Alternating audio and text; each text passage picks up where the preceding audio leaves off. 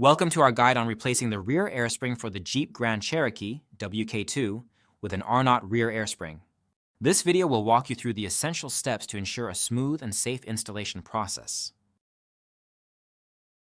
Before starting, ensure you have the necessary safety measures in place, which can be found in the vehicle owner's manual.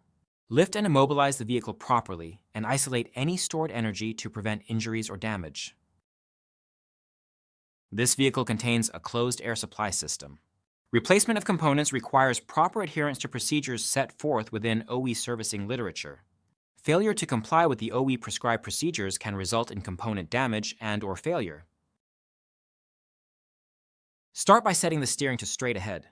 Then, raise the vehicle and remove the applicable rear wheel. Next, disconnect the airline from the fitting at the top of the air spring. With the airline disconnected, press down to collapse the air spring and then remove the air spring.